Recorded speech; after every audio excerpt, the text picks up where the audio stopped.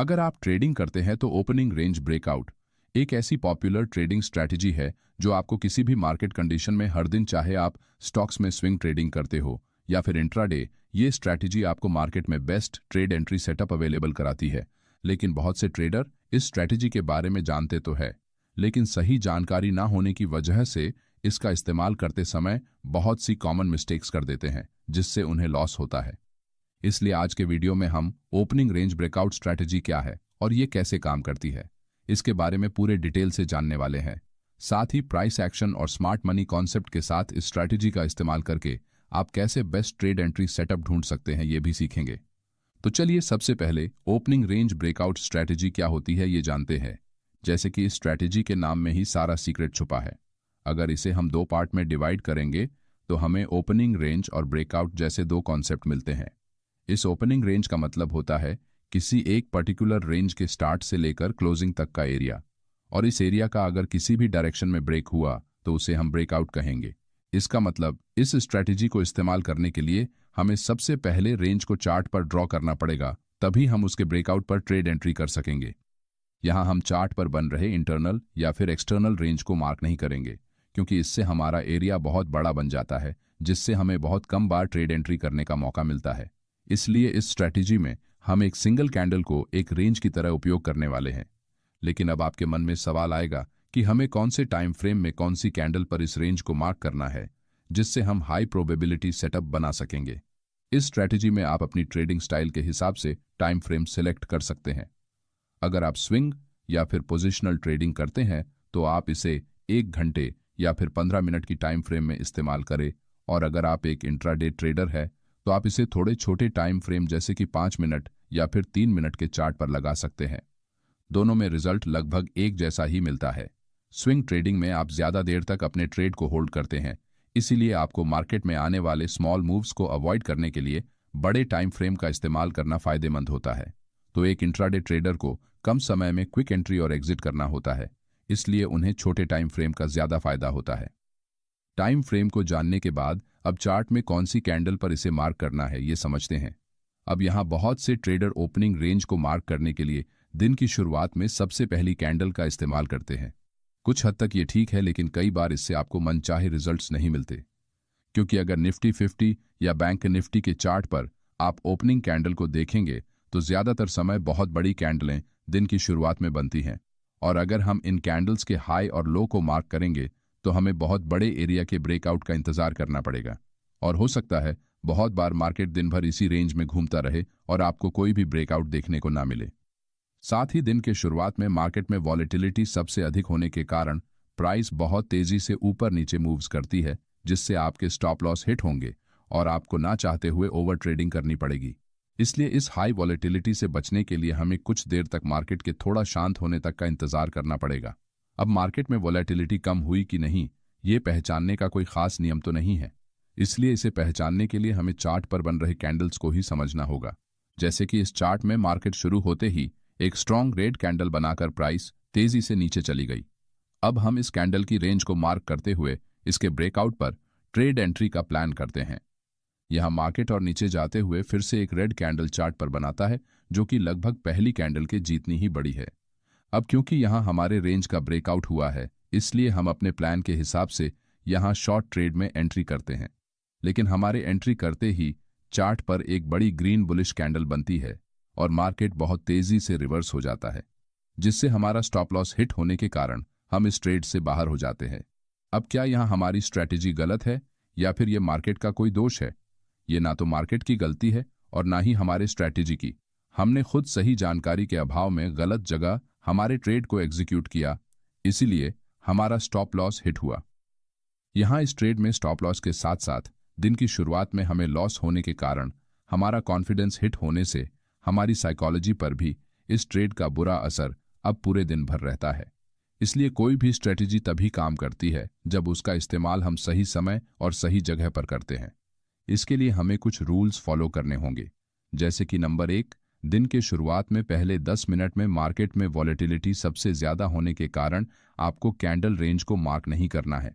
Number 2, अगर दिन के शुरुआत में नॉर्मल कैंडल के बजाय बहुत बड़ी कैंडल्स चार्ट पर बनती है, तो जब तक कोई नॉर्मल साइज की कैंडल चार्ट पर नहीं बनती, तब तक आपको ओपनिंग रेंज को मार्क नहीं करना है। नंबर 3, कैंडल रेंज को मार्क करते हुए कैंडल की दोनों तरफ की विक को आपको कंसिडर करते हुए रेंज को ड्रॉ करना है। जैसे कि ये 5 मिनट टाइम फ्रेम का चार्ट है, जहां दिन की शुरुआत होते ही मार्केट में वॉलेटिलिटी होने के कारण बड़ी कैंडल्स बनने के बाद लगभग चौथी कैंडल नॉर्मल साइज की बनी है। अब हम यहां अपने कैंडल ओपनिंग रेंज को मार्क कर सकते हैं, जिससे हमारा ब्रेकआउट एरिया पहले कैंडल के मुकाबले बहुत छोटा बन जाता है, जिस कारण इसके ब्रेक होने की संभावना बढ़ जाने से हमें सही समय पर ट्रेड एंट्री करने का मौका मिल सकता है। साथ ही अगर आप इंट्राडे ट्रेडिंग करते हैं और 15 मिनट की टाइम फ्रेम में कैंडल रेंज को मार्क करेंगे तो आपको बहुत बड़ा एरिया मिलेगा। वहीं अगर आप 5 मिनट की कैंडल को मार्क करेंगे तो यहाँ पहले के मुकाबले हमारी रेंज थोड़ी छोटी हो जाती है, और अगर हम 1 मिनट की कैंडल का हाई एंड लो मार्क करेंगे तो ये रेंज उससे भी छोटी हो जाएगी, जिससे आपको फेक ब्रेकआउट सिग्नल मिलने की संभावना पहले के मुकाबले बहुत ज्यादा बढ़ जाती है। इसलिए हो सके तो 5 मिनट या फिर ज्यादा से ज्यादा 3 मिनट तक के छोटे टाइम फ्रेम का इस्तेमाल करें और इससे नीचे जाने की कोशिश ना करें। कैंडल रेंज को किस तरह से मार्क करना है, ये जानने के बाद अब ट्रेड एंट्री कैसे करनी है, ये जानते हैं। कैंडल रेंज ब्रेकआउट स्ट्रैटेजी में आपको रेंज की ब्रेकआउट होने के बाद एंट्री करनी पड़ती है। जैसे कि यहाँ हमने इस कैंडल की रेंज को मार्क कर लिया है। अब जब इस रेंज का ब्रेकआउट होगा तो हम यहाँ ट्रेड एंट्री करेंगे। अब यहाँ ब्रेकआउट के बाद ट्रेड एंट्री करने के 3 मेथड्स हैं जो सबसे ज्यादा इस्तेमाल किए जाते हैं। मेथड नंबर 1, अगर मार्केट एक स्ट्रॉन्ग कैंडल के साथ हमारे रेंज को ब्रेक करता है तो हम यहाँ सीधे ब्रेकआउट कैंडल की क्लोजिंग पर लॉन्ग ट्रेड में एंट्री बना सकते हैं। लेकिन आपको हमेशा याद रखना है कि जब तक कैंडल की क्लोजिंग हमारी रेंज के बाहर नहीं होती तब तक हम इसे ब्रेकआउट नहीं मान सकते, क्योंकि कभी कभी ब्रेकआउट करने वाली कैंडल ऊपर तो जाती है मगर थोड़ी देर बाद नीचे आकर हमारे रेंज के अंदर क्लोज हो जाती है। इसका मतलब यहाँ कोई भी वैलिड ब्रेकआउट नहीं हुआ है। इसलिए हम इस तरह की सिचुएशन में जब तक कैंडल पूरी तरह से हमारे रेंज के बाहर क्लोज नहीं होती तब तक हम इसे ब्रेकआउट नहीं मानेंगे। लेकिन इस तरह के कैंडल ब्रेकआउट एंट्री मेथड में आप फेक ब्रेकआउट्स का शिकार होने के चांसेस सबसे ज्यादा होते हैं, क्योंकि बहुत बार कैंडल हायर लेवल्स पर क्लोज तो होती है मगर नेक्स्ट कैंडल फिर से वापस नीचे आ जाती है। इसलिए इस ट्रेड एंट्री सेटअप में सबसे ज्यादा रिस्क है। इस वजह से हम इस तरह के सिंगल कैंडल ब्रेकआउट को हो सके तो अवॉइड ही करेंगे। अब नेक्स्ट मेथड में हम ब्रेकआउट होने पर जब प्राइस नीचे हमारे मार्क किए हुए रेंज को रिटेस्ट करने के लिए आती है तो हम उस समय चार्ट पर बुलिश कैंडलस्टिक पैटर्न्स को देखकर यहां रिटेस्ट करने वाली कैंडल के हाई पर ट्रेड एंट्री करते हैं। अब इस परिस्थिति में ज्यादातर समय रिटेस्ट करते समय बनने वाली कैंडल में लॉन्ग लोअर विक होती है। इसका मतलब यहां प्राइस को सेलर्स ने नीचे तो पुश किया मगर वो उसे लोअर लेवल्स पर क्लोज करने में सफल नहीं हो पाए, यानी कि यहां बायर्स अब भी बाइंग करने में इंटरेस्टेड है, जिस कारण से उन्होंने प्राइस को फिर से हायर लेवल्स पर पुश किया है। इसीलिए ये एक स्ट्रॉन्ग बुलिश सिग्नल बन जाता है। इस मेथड में हमारे रेंज का ब्रेकआउट करने वाले कैंडल के प्रीवियस हाई के ब्रेक होने तक का इंतजार नहीं करते, बल्कि हम यहां रीटेस्ट कैंडल के हाई को एंट्री पॉइंट मानते हुए उसके नीचे अपना स्टॉप लॉस लगाकर ट्रेड एंट्री करते हैं, जिससे हमारा स्टॉप लॉस पहले मेथड के मुकाबले छोटा होने के कारण रिस्क टू रिवॉर्ड रेशियो अच्छा बन जाता है। लेकिन कुछ भी हो, आपको यहां स्टॉप लॉस जरूर लगाना है। और तीसरे मेथड में हम रिटेस्ट के बाद पिछले स्विंग हाई का ब्रेकआउट होने तक का इंतजार करते हैं और ब्रेकआउट करने वाली कैंडल के हाई पर ट्रेड एंट्री करते हुए उसके नीचे अपना स्टॉप लॉस लगाते हैं। अब क्योंकि इस ब्रेकआउट मेथड में हम रिटेस्ट के बाद पिछली लेवल का ब्रेकआउट होने तक का इंतजार करते हैं, इसीलिए हमारी ट्रेड एंट्री हमारे मार्क किए हुए रेंज से काफी ऊपर जाकर होने के कारण यहां रिस्क ज्यादा होती है, क्योंकि यहां हमारा स्टॉप लॉस पहले के मुकाबले बहुत बड़ा होने के कारण यहां best risk to reward ratio नहीं मिलता। इसलिए हम इस ट्रेड एंट्री मेथड को भी अवॉइड करेंगे। इसका मतलब हमें यहां दूसरे मेथड पर फोकस करना सबसे फायदेमंद साबित हो सकता है। इसी सेम मेथड को हम बेरिश ट्रेंड में शॉर्ट ट्रेड एंट्री करने के लिए इस्तेमाल कर सकते हैं। यहां दोनों में ट्रेड एंट्री के नियम लगभग एक जैसे हैं, सिर्फ ट्रेड की डायरेक्शन चेंज हुई है। ब्रेकआउट एंट्री मेथड को फाइनल करने के बाद अब स्मार्ट मनी कॉन्सेप्ट के साथ इस स्ट्रैटेजी को कैसे इस्तेमाल करना है, ये जानते हैं। अब इस चार्ट में प्राइस तेजी से नीचे जाने के बाद फिर से ऊपर निकलते हुए हायर लेवल्स पर एक नॉर्मल साइज की कैंडल बनी है। इसका मतलब यहां इस लेवल पर आकर मार्केट में मॉर्निंग के समय जो वॉलेटिलिटी थी वो कुछ कम हो चुकी है, जिससे मोमेंटम में कमी आने के कारण कैंडल्स की साइज फिर से नॉर्मल हो गई है। अब हम यहां इस आखिरी कैंडल के हाई और लो को मार्क करते हुए कैंडल रेंज को ड्रॉ कर सकते हैं। नेक्स्ट ग्रीन बुलिश कैंडल के बाद प्राइस नीचे जाते हुए फिर से हमारे रेंज एरिया में वापस आती है और यहाँ एक स्ट्रॉन्ग बुलिश रिजेक्शन कैंडल बनाती है। अब आप कंफ्यूज हो गए होंगे कि यहाँ ये कैंडल रेड होने के बावजूद मैं इसे बुलिश रिजेक्शन कैंडल क्यों बोल रहा हूँ। इसे समझने के लिए आपको इस कैंडल के पीछे की बायर्स और सेलर्स की स्ट्रेंथ को समझना होगा। यहाँ इस लेवल पर यह कैंडल ओपन होने के बाद सबसे पहले बायर्स इसे थोड़ा ऊपर ले गए, लेकिन सेलर्स ने यहाँ सेलिंग प्रेशर बढ़ाया जिस वजह से प्राइस नीचे चली गई। लेकिन लोअर लेवल पर बायर्स ने एक बार फिर से अपनी स्ट्रेंथ को दिखाते हुए प्राइस को हायर लेवल पर ले जाकर क्लोज कर दिया। इसका मतलब यहाँ सेलर अपने इरादों में कामयाब नहीं हो पाए, जिस कारण मैं इसे एक बुलिश कैंडल बोल रहा हूँ। कुछ लोग इसे बुलिश पिन बार कहते हैं तो कुछ इसे हैमर कैंडल भी कहते हैं। इसी तरह आपको हर एक कैंडल को पढ़ना आना चाहिए। कैंडल स्टिक के सभी फॉर्मेट्स के बारे में हमने प्राइस एक्शन की एक पूरी प्लेलिस्ट बनाई है, जिसके जरिए आप बेसिक से लेकर एडवांस तक कैंडल स्टिक पैटर्न को पढ़ सकते हैं, जिससे आपके सारे डाउट्स क्लियर हो जाएंगे। इसका मतलब प्राइस एक्शन के अनुसार यहाँ बायर्स मार्केट में फिर से अपना कंट्रोल बनाने की कोशिश कर रहे हैं। साथ ही अगर आप स्मार्ट मनी कॉन्सेप्ट के हिसाब से इस चार्ट को देखेंगे तो आपको यहाँ 2 कैंडल्स के दौरान क्लियर गैप दिख रहा है, जिसे हम प्राइस इनबैलेंस या फिर फेयर वैल्यू गैप कहते हैं। अब क्योंकि इस कैंडल की लोअर विक इस फेयर वैल्यू गैप एरिया को टच करने के बाद रिजेक्शन फेस कर रही है, इसका मतलब यहाँ इस एरिया में जो भी पेंडिंग्स ऑर्डर्स थे उन्हें मार्केट में पूरी तरह फील कर लिया है, जिस वजह से प्राइस में रिजेक्शन आ रहा है। अब कुछ ट्रेडर कहेंगे कि यहाँ इस कैंडल ने तो इस एरिया के सिर्फ ऊपरी हिस्से को ही टच किया है, तो क्या ये एक वैलिड रिजेक्शन है?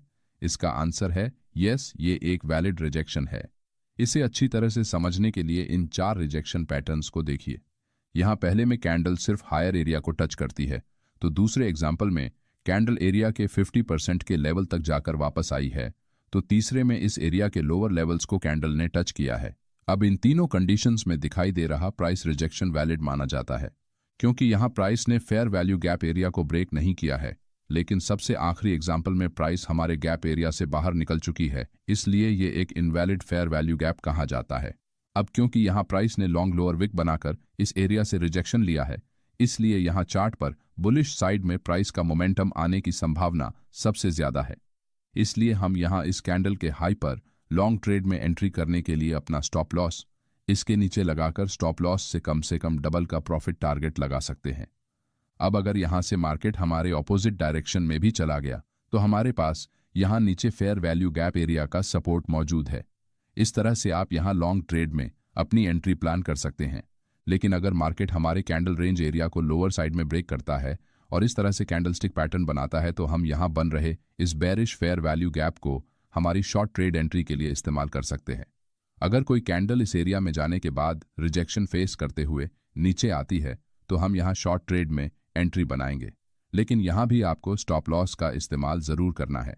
साथ ही इस ओपनिंग रेंज ब्रेकआउट स्ट्रैटेजी का इस्तेमाल करते समय आपको कुछ बातों का ध्यान रखना बहुत जरूरी होता है, जैसे कि इस चार्ट में प्राइस हमारे द्वारा ड्रॉ किए गए रेंज का हायर लेवल पर ब्रेकआउट करती है, जिसे देखकर हम यहाँ लॉन्ग ट्रेड में एंट्री प्लान कर सकते हैं।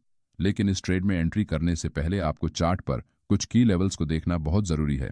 जहां हम एंट्री प्लान कर रहे हैं उस एरिया में चार्ट पर हायर टाइम फ्रेम में जाकर हमें यह देखना पड़ेगा कि यहाँ कोई इंपॉर्टेंट रेजिस्टेंट लेवल चार्ट पर मौजूद तो नहीं है, क्योंकि हायर टाइम फ्रेम में बन रहे की लेवल्स को मार्केट लोअर टाइम फ्रेम में जरूर रिस्पेक्ट करता है, जिससे हमारे एंट्री करने के बाद मार्केट यहां से रेजिस्टेंस फेस करके फिर से नीचे की तरफ जा सकता है।